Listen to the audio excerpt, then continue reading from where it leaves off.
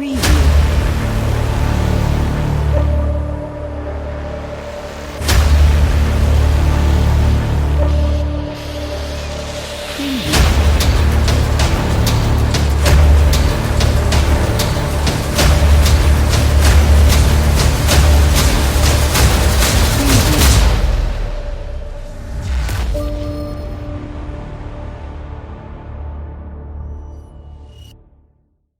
Welcome to this segment. Before I start, I would like to take this opportunity to thank my man of God, Pastor Aubrey, and my woman of God, Pastor Emma, for the opportunity to host this segment. Today, we've got a talk show where we are going to look at the theme, Unleashing the Leader in You. As a lady, there's a leader in you, and today we'll be looking at how you can unleash that leader that is in you.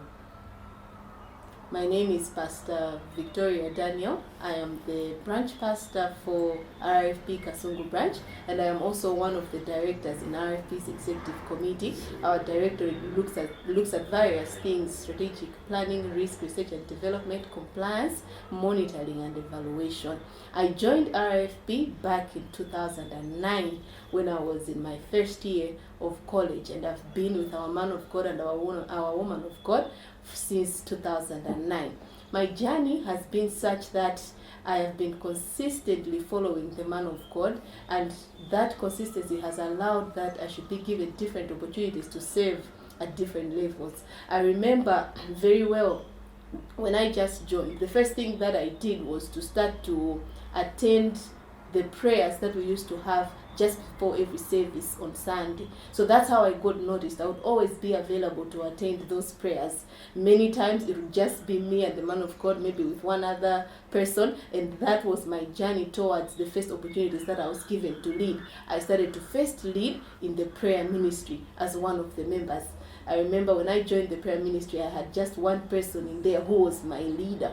From being a part of the prayer ministry, I got opportunities to also start to serve in the media department when we started it. So I was also a leader in the media department back in those days. And I've been given and afforded various opportunities to lead at different levels. And at each level, Pastor has been very supportive and also very instructive in making sure that we deliver on the expectations that are given that are expected of us as leaders in the ministry. So I haven't always been a branch pastor. I haven't always been a director. I've been the secretary before in this place. I've been in the protocol team before. I have served in the prayer team, in the media team. I've served in the worship team before, and it has been a journey that has taken the time that it has taken to get to where I am today. At whatever level that I was given an opportunity to serve, I served with all my heart, knowing that I was not just serving the man of God, but I was serving God in turn. So today in the program and on this segment, we've got two women of God that will be introducing to you, and you get to learn from their experiences and also their journey and how they have gotten to become what they have become over time. So the women that we have on set today, there's two women of God that we have in the program. Welcome to the program. Welcome to the segment. So they are going to introduce themselves as they start to talk on what they are going to be talking about. And you can be rest assured that you're going to learn a lot from what they are going to share today. Let's start with you, Pastor Jokondi. Welcome to the program once again. Thank you very much. Before you begin to tackle the different questions that I'm going to be posing to you and to share your own stories, you're going to first introduce yourself, and you tell us when you joined the ministry and the other things of interest that would be to the people that are listening to you today. So what does it take to unleash the leader in you? Tell us some of the things that you have put in place in your own life that have allowed you to blossom, to come to where you are as at now. Thank you very much. So firstly, I would like to thank my man of God, Pastor Aubrey, for this opportunity to be part of this talk show. And I would also like to thank Pastor Emma, who's the Vice President and leader of the Glamorous Ladies Ministry. So thank you very much for the question. I joined RFP in 2014. And that was January of 2014, and since then I've been a member of RFP Lilongwe branch under Pastor Marcus Daniel at that time. So I serve in the branch as branch pastor for Lilongwe branch, like I said, And in going to your question, saying what does it take to unleash the leader in you? Some of the things that I've undertaken, you can agree with me that in RFP we learn a lot of things. So, but all these things, if you notice, they work together and they make up part of the story that a person goes through. Yes. But some of the things that I can outline are things like, first of all, know who you are and have your identity. When you sit and have a meeting, Pastor Dan likes to say, have a meeting with yourself. Yes. And evaluate your life and ask yourself, who am I and what am I doing on this earth? So in terms of having an identity, it means not only knowing yourself as a Christian and your place in Christ, but it also means knowing yourself as a lady and your place in the world. Another thing that I have looked at over the years is be a person of commitment and consistency. So to give an example of this is, if Pastor likes to give the example that we're all on a journey somewhere and our journeys are different. And if you're going to really achieve anything that is worth achieving, it usually takes time. And he likes to give the example that we are all players in a soccer game. And as we're playing in that soccer game, everybody else in our world is spectators, you have referees. But at the end of the day, the prize goes only to the soccer player, the ones that scored, the ones that were part of the team. So having commitment and consistency, these are some of those things that the soccer players have. The spectators in our lives, they say all sorts of different things, and some things that can even take you away from the goal. But be a person who keeps your eye on the prize. And that takes me to the next one. Be disciplined and be a person of focus. Pastor has talked about all these things in many CDs, and one CD I would like to outline is hard work and excellence. He has talked about having focus and being a person of discipline. But something that I would like to highlight as a person of discipline is being clever as a serpent. So this is something also that Pastor teaches us, that we must not forget that as we are Christians today, we are Christians in a world. We are living in this world. We're like ambassadors that have been sent out to the world. So in as much as we are citizens of Zion, we are citizens of Zion that are currently residing in the earth. And there are many people that at this particular point, it highlights a part that one has to play in their life. So for example, you are an accountant. You need to know that if I'm an accountant working at ICAM, what are the rules of engagement at ICAM? And then you fit that into your Christianity and you are able to then excel. There are a lot of people today that are praying, but they are not necessarily excelling. I think those are the things I'll highlight. You mentioned as you were introducing yourself that you are the branch pastor of Lilongwe branch. That's one of the biggest branches that we have as a ministry as at this time. Where did you start? Did you become branch pastor in 2014? Is there a place where you started? What has that journey been like? Are there things that you look back to and say, these are the things that helped me? Things that you learned in the services, things that you learned in the Glamorous Ladies Ministry, from interacting with our man of God and various leaders that we have. What has contributed to producing the branch pastor, Pastor Jokondi? Thank you very much. So, as you asked the question, I smile because I remember that in 2014, the person that I was, you would not have imagined that person sitting here and saying, I am branch pastor.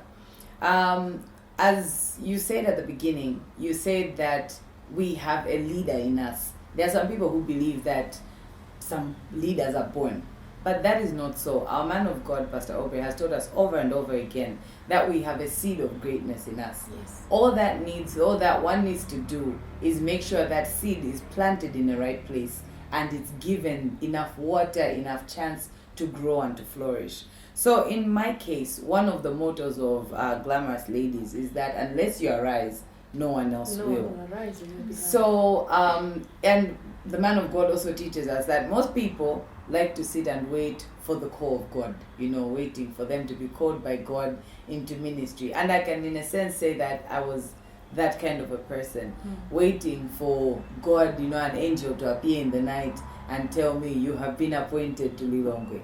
But that is not so. The master in the scriptures says that the harvest is plenteous, but the workers are few. So all that one needs to do is simply arise and take up the work. And I challenge you today, if you look around you, there is work to be done. There is a sister to encourage, there is someone to invite to the service. Even that is work. So oftentimes, we recognize the people around us that need help, but we choose to be selfish and focus on our own lives. So one of the things that I decided to do was to look around and say, okay, where can I be available? And that's one of the things that Glamorous Ladies has taught me, to be available. So since 2014, I can almost say I was a lady that was available.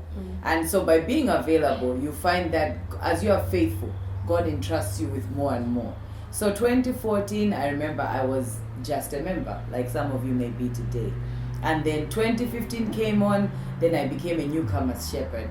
Then after being a newcomer's shepherd, encouraging people, welcoming visitors, then I became one of the commit members for Lilongwe branch. And essentially, I was the person who was available to run around most of the time. After that, then I became secretary for the committee for Lilongwe branch. And because I was faithful, then I became one of the deputy chairs. And then after that, became one of the assistant branch pastors. And in there, I've been a cell leader, a zonal pastor. So you can see it's a simple principle that we sometimes forget, that if you're faithful in little things, God will increase you to large things. The other thing that I can highlight that Glamorous Ladies has helped, I've talked about how I became a branch pastor. But one of the things people forget is once you start, it doesn't mean that you've arrived. Yes. So being a woman in ministry, it's not only just about starting or getting to a certain position. It's also about staying there, having that staying power and being able, like Paul, to say, I have finished the race, I have fought a good fight. So Glamorous Ladies teaches us, I can say, not to be a spaghetti. The word says, don't lag in zeal, be constant in and out of season. And we can agree that with our nature as women, one of the things I'll highlight is we are very emotional.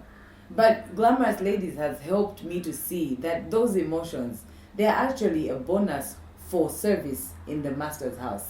They're a bonus for ministry, because if you notice, lady leaders they find it easy to relate with other people. Why? Because of those emotions. So those emotions are not there so that we fight, so that we shout. But these are things that I had to be taught over time, to channel my emotions in the right way and not necessarily be a woman who says, today I'm running for God, next moment, or your boyfriend has left you, I've decided to quit ministry. You talk like all you do is pastoring the branch. Like your whole life only revolves around RFP and pastoring the branch. But you're also a medical doctor. So we have to choose between calling you Dr. Chico and Pastor Chico many times. Oh, Pastor Dr. Chico. Pastor Dr. Chico, I like that. So you are a registered gynecologist. You're going to say it the way that you usually say it, with the other name that goes with that. And it's not many people can just find themselves in such a field. It requires, I remember when you were studying for it requires, some consistency, some staying power in its own. And I also know that you own a cake business that's flourishing and is doing very, very well. How do you balance all these things? What has brought about this Pastor Chico that can pastor a branch, that can run as a successful career woman, that can run a successful business? It's like success is imprinted on all these things that you are doing. What goes on in there? What is happening? Thank you. So, firstly, starting with, it's called obstetrician gynecologist. Okay. Yeah, in short, OBGYN. Okay, that doesn't sound like a short form, but we'll go with that. Okay, so I started at College of Medicine in 2006. And at that time, like I said, I joined RFP in 2014. So 2006, did my undergraduate, finished in 2011. 2014 is the year that I was a doctor, but I was not a specialist doctor. 2014, long story short, I attended a Glamorous Ladies service, and I remember Pastor Emma was preaching about taking advantage of the opportunities that God gives you and turning them for your own good. So at that time, I had been offered a master's position, but it was here in Malawi, and I didn't want to take it because the popular belief was, what good can come out of Malawi? Yes. So, but I remember that service, it spurred me on, and I took that opportunity. And needless to say, 4 years later, I had graduated as a specialist. So on the business, it's a relatively new business, not in the size, but in the age. So I started in Doughton Bakes in 2019 September. Okay. So both of these, looking at them together, it embeds the mission statement that RFP has, and that is ministering and transforming man in totality, spirit, soul, and body. So most of the times when we are called pastor this, pastor that, people think it's all about praying, or it's just all about receiving from the man of God or impartation. No, there is a part where you have to put your mind to work, and that's the soul. You have to put your intellect. Pastor likes to say that influence, certain things that we do, certain positions in this world will give us influence for the gospel. And one of them is this, like I can say, for the job.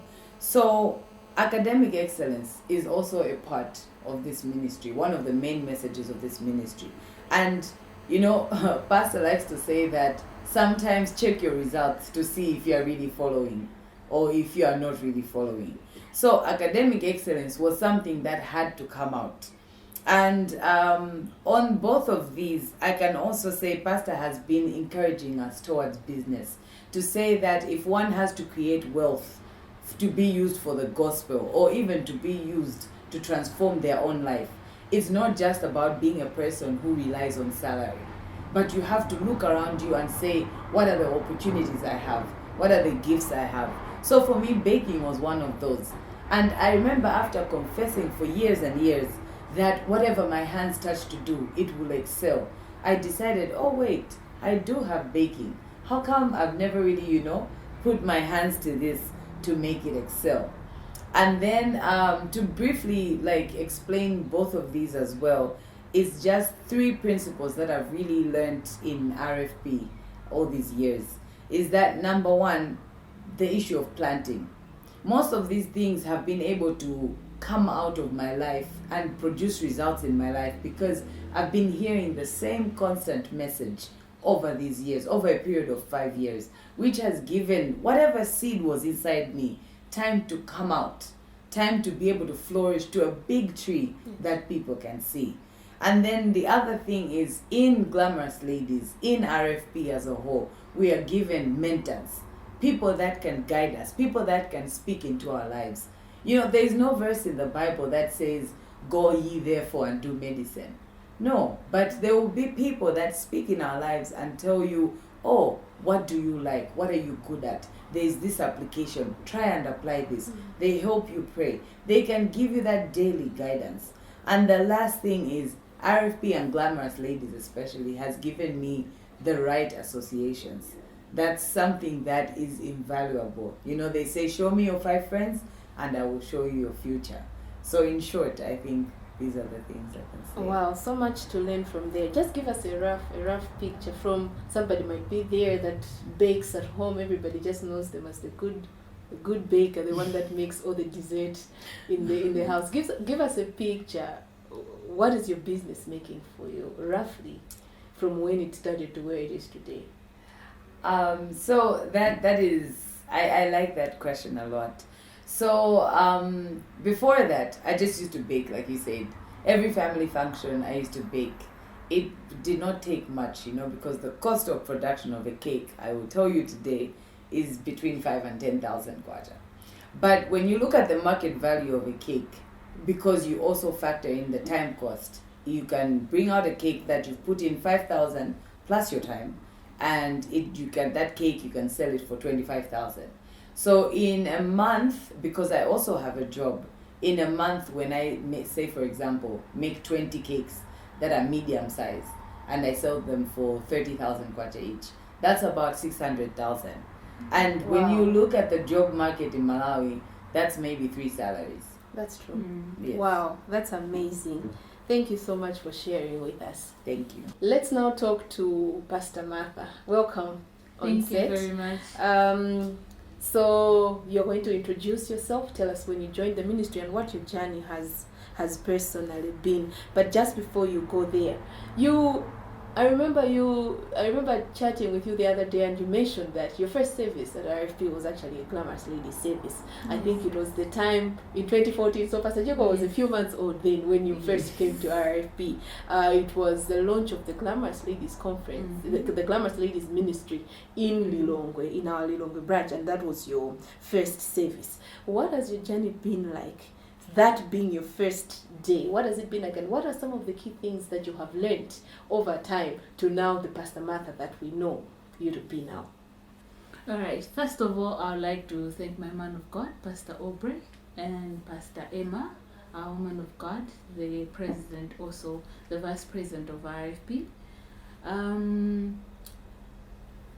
My journey has been extraordinary, honestly to say, and to find that I'm on a talk show, being my first service also for Glamorous Ladies, I think it's just another extraordinary thing. My journey, when I first came to RFP, I would admit, actually it took me a year to come to that first service. Wow. There was someone who was inviting me for a year, and I kept on coming with excuses. So when I first attended the service, I was very surprised with what I saw.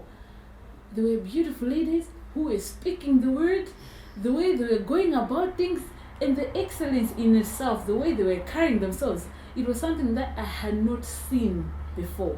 I was like, what are those beautiful ladies doing in the house of the Lord? I thought these ladies are found out there. So it gave me a certain perspective. It was a shift of the mind. Wow.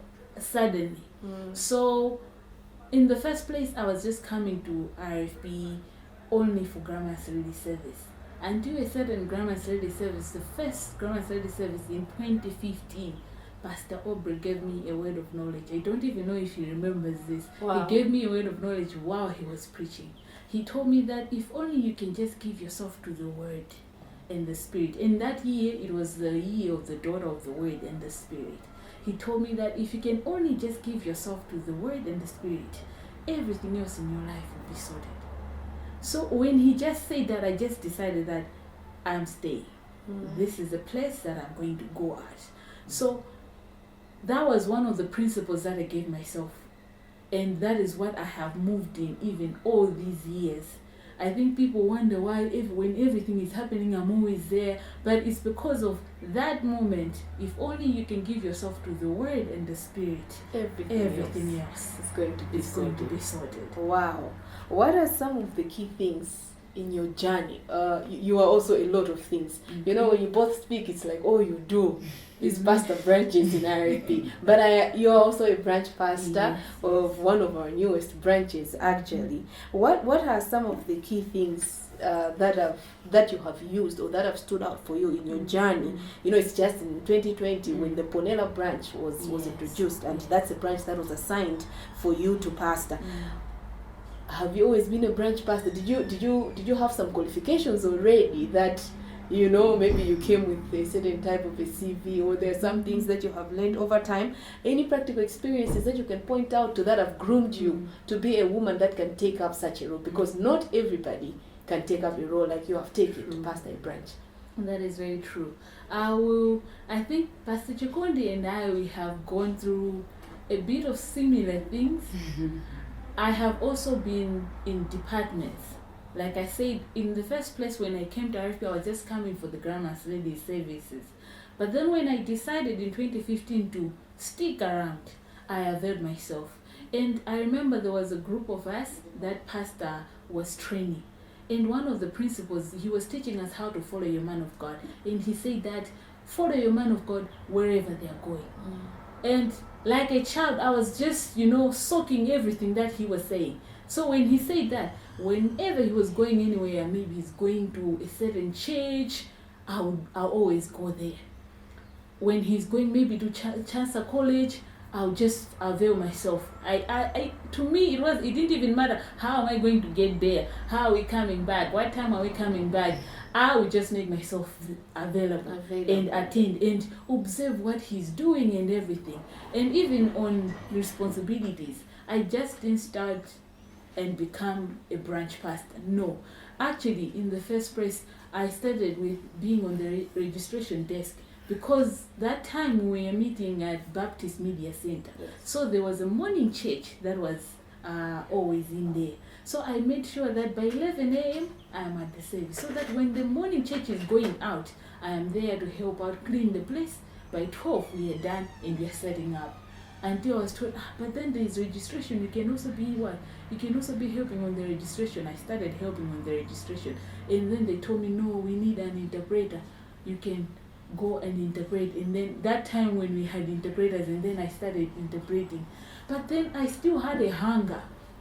I still wanted to grow, and I was observing you because that time you were leading intercessions. So I was already come to the point of leading intercession. Yes. That's amazing. So I was like, I'm going to join the prayer ministry. And I remember one instant, Pastor Aubrey posted on the group that I'm having a personal night of prayer. Those who want to join can join. And I was very new at that time. People were not responding. I was excited. I'm coming, Pastor. I attended. There were like 3 people, him and other 3 leaders. Those people prayed. And it was my first time going to a personal night of prayer. I read books. I slept. I prayed. I woke up. And all of that, the next time, I went again. So, but little by little, that was building me. That was shaping me up. Because one thing I have learned is availability. When you avail yourself, it gives you room to be shaped up. Even to God, He can shape you or mold you into the person you're supposed to be if you do not avail yourself. But if you avail yourself, then you are molded. Then you start observing the traits of the leaders maybe in RFP. But then if you're always someone who has excuses, someone who always thinks there's something important, something much better, more important to do than what is happening at that time, then you won't get anywhere. But then you get to see that in all this, once you are available, the inspiration for every other area of your life is also available. So you see that she talked about being available. I mentioned about being available in the early days, and that's also what gets you noticed. Yes. You want to be noticed in a ministry like this where there's lots of us. Availability is one of those things that can get you easily noticed. And also I see what Pastor Chico mentioned when she was talking about mentors who then guide you on what to do. Yes. That she said there is exactly what is happening in your life. You are noticed, and then they say, oh no, you can serve in this place, and then they move you to another place, and they offer you up opportunities in different other places. That's amazing. You are not just a branch pastor. You're doing school. I've known you for a couple of years. I know you were working before. You had a series of good jobs that you have ever held on to, but you're also currently studying, and you are a student. I'm sure you're using the combining spiritual and academic excellence while you're doing so, and you're actually on your going towards the end. You're about to finish your degree. How did you decide to get back to school? What has been your motivation? And since you got back, how is it going? You know, I love this talk show because everything I can easily attach it to grammar studies. Wow. The reason why I went back to school was also because of a talk show like this. And on that talk show, there was Pastor Chidi. She was explaining how she came to RFP and at what level she was. She said that she only had a diploma. And we all know Pastor Chidi, she has like 2 degrees, masters, what, she has been there. So to me, I was very inspired. I was like, so you can actually come at this place at a certain level and you can progress from there and you can move on. Because when I was coming to RFP, I had a certificate in financial accounting. And I had been doing my diploma, but there were some subjects that I kept on failing, and I had told myself that I'm going on holiday. I'm not going to finish. But when she was speaking on the talk show, I remember telling my friends, Pastor Jimamwe, Minister Reed, and Pastor Anda, I told them that it will be me one day telling people that I had come with just a diploma, but now I'm doing this. So this is just a fulfillment actually of the words that I said. And Pastor always tells us the importance of the words that we speak. So when she spoke like that, I told myself that I can do this. So I went back to school, I applied for MIB, and at that time it was even, the deadline was almost there. So Pastor Miracle told me, and you see the importance of association. The right association. Yes. Because Pastor Miracle was like, have you seen notice that the Mimo, they have opened an advert for applications. Apply. So she told me what to do. I talked to Pastor Sue. She gave me 10,000, the one that I used to apply even for. So everything I can associate it to, even the people in Glamorous ladies, the people who are now branch pastors. So you see the right association, the importance of being at the right place at the right time. So when I applied and went back to school, the combining spiritual and academic excellence word. Is it the same experience like what you were facing when you were doing the certificate? No. I remember even when I had my first results, when I went home, my parents and my sisters, they could not believe It was because you. Wow. I was getting distinctions. Wow. Like without even trying too hard, I was just getting distinctions. And at school, I was that kind of a student who people would make sure I'm on the group discussions. If they want to do group discussions and they know that on Sunday I'm not going to be there, they will make sure they shift to go another day so that I should be there. They would take my notes and tell me that, no, you write good short notes. So I told them that, no, you know what, this is because of the service. When I go to the service, our pastor has taught us on how to write notes. And So you're using the this, same I have skills. taken it, and because I have learned in ISWIM that the excellence, one of the values that we have in RFP is excellence. And pastor has taught us through ISWIM that the excellence shouldn't just be in ministry. When you come to the service, you're looking nice and everything. No, but also when you go out there in your life, that excellence should also be there. Yes. The principles should apply in everything else that you do in your life. Yes.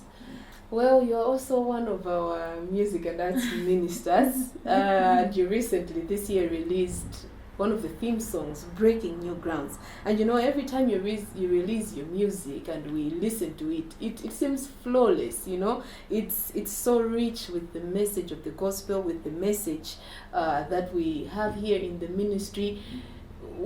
I don't think they're secrets, but there is something that you're doing in this area of your talent. What is your joker? How have you exploited your talent and bring it out in such a beautiful way, like you always do with the music that you release? You know, RFP, it gives you rikasa, I can say. It gives you what you can use in everything. I remember when RFP Mom was starting, Pastor Emma called us to her house. And I think that was a time when most RFP Mom artists that you see now were actually brought out. So she told us even the skills on how to write powerful songs that can minister to the spirit. I remember she once told us that in the service you should have a songbook that you should be using to write songs. And at that time, I didn't really catch it. I was like, how do you write a song when in the service you are listening to the word and then the preaching is coming, and then how do you write a song in the same service? Until I decided to actually really utilize that principle, and that's when I got Crazy Love. It was in the service. When you look at Crazy Love, you find that some of it is the scripture. It's just that maybe it's in the Amplified or maybe in the Message translation, but it was actually a preaching. The pastor can come and say, no, you took my words because this is the one who was saying. So my secret is the Holy Spirit, letting him lead me. Most of my songs, I have conversations with the Holy Spirit. Wow. People ask me, now you have released a lucky song, no house, in this. But then it's not like I just wake up and think, I'll release this kind of a song. But it's what the Holy Spirit has told me at the time. He actually shows me what he wants people to get out of the songs. The things that the song is supposed to minister to people. Because before I came to RFP, I was a music artist. But I had stopped since I knew that I did not have the substance to give to people. And Pastor Aubrey has taught us time and time again, you cannot give what you do not have. So I had gone back to build myself, and coming to RFP was like that place. And it was Pastor who pushed me to go back and do music. after he discovered at a certain worship session that we had at his house that, sister, you can actually sing. You should join the worship team. So you see, all those things, the availability actually also worked very well for me, even in my music. So being letting the Holy Spirit lead me has been very key, but also listening to sermons. Because when you listen to my songs and when you listen to the sermons that we have from our man of God, you can hear the message. It's just that maybe you might not hear exactly word for word for some things, but then I am just singing what the word has ministered to me. Wow. You know, we are in a Glamorous Ladies meeting today, and somebody might be there and, you know, looking at you talk and hearing your testimonies. They are thinking, I can also be in that position someday. As we conclude today, what are some of the things that you have learned or have contributed to the person that you are today, that you have learned from RFP? If there are some specific things, there's a lot that you have mentioned that you have learned from Glamorous Ladies already. But what can you single out today as your final words in saying, the woman that I am today, these are some of the things that have contributed to that? Let's start with you, Pastor Chico, and then Pastor Martha, you also tackle the same question, and we'll conclude our segment. One of the things that I think was also able to be picked out as I was talking is that before I came to RFP, I was a person who was a dreamer. Once I landed in RFP, I met the combining spiritual and academic excellence word. Yes. And I had never heard that concept before. So the one thing that I can say that taught me was hard work. Work hard. Work hard, work hard. So you stopped dreaming. So I stopped dreaming Or and you I went dream to work. And you No, dream and you work hard. Yeah, because in a sense I stopped just dreaming or yes. daydreaming, Yes. but I decided to take action. Because working hard is not just about, you know, working and getting tired. No, it's about translating what you have seen and then bringing it out to something that is tangible. So that's the one thing that I can say in that RFP transforming all parts of my life. I even became, like Pastor Martha was saying, a hardworking student. I had initially thought being one of those of, you know, intelligence that you are born with. Everyone says you are intelligent. But this time I decided to say, if I put in hard work, how much more can I yield? So that's the most remarkable thing in all this. One of the things was in a certain RKG, one of the platforms that we have in RFP for partners, Pastor talked about the wisdom of God to share. So he taught that, you know, you can operate at a certain level where you have the wisdom of God working in you. You don't just have to have the wisdom of man, but then you can have the wisdom of God. And that's where I even got an inspiration to start a business in training housemaids. Because God was like, you know what, people are looking for solutions. People are looking for people who they can trust in their houses. But the reason why they are failing to find that is because people are lacking this element of God in them. But if you can be there, you will be a solution. So that principle, it actually transformed everything. I have been applying it in even other areas of my life, because you find that, I remember even at school, someone once told me that, hey, you work too hard. Men will not come to you because you work too hard. But the wisdom of God operating in me, I knew that I don't have to be any lesser for me to get anything, for me to please a man, for me to get a man. I just have to be the best that I can be, and God will also give me the best of the man that he can give me. Wow. So yeah. So much to learn from the panelists on today's talk show. On behalf of Pastor Jokondi, Pastor Martha, and my own behalf, I would once again like to thank my man of God, my mentor, my life coach, Pastor Aubrey, and our mother in the house, Pastor Emma, for giving us an opportunity to do this segment. Thank you so much. Preview.